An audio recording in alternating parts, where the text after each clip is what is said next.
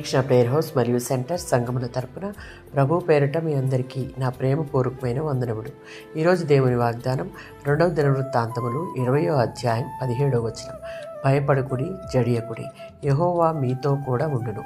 యెహోషాపాతు అనే యూదారాజు కాలంలో జరిగిన సంభవం ఇది ఒక నిజమైన సంకట సమయంలో దేవుని యొక్క జోక్యం ఎలా ఉంటుందో చూపించేటటువంటి ఘట్టం.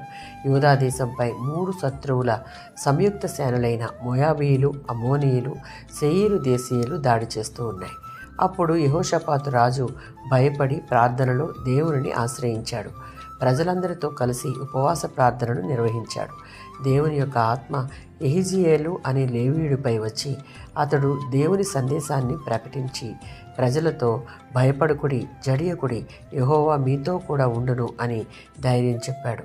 నిర్గమాకాండం 14వ అధ్యాయం 13-14 వచనాలలో యెహోవా మీ కొరకు యుద్ధము చేయును, మీరు ఊరక నిలుచుండి చూడుడి. ఇశ్రాయేలీయులు వెనుక ఫరో సైన్యం తరుముతూ ఉంది.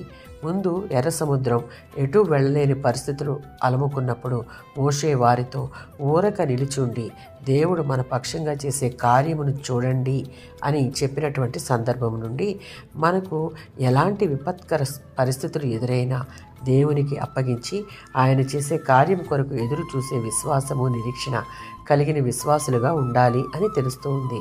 రోమీయులకు రాసిన పత్రిక 8:31లో ఉన్నట్లు లోకానుసారంగా ఒంటరిగా తట్టుకోలేని పరిస్థితులు, శత్రువులు చుట్టుముట్టిన జయించలేని స్థితిగతులు మన ముందు ఉన్న దేవుని యందు స్థిరమైన నమ్మిక, విశ్వాసం కలిగి దేవునిని మాత్రమే ఆధారం చేసుకుంటే దేవుడు మనతో ఉండి మనలను పరిస్థితులకు భయపడకుండా జయించే మార్గంలో నడిపిస్తాడు. ఆమేన్.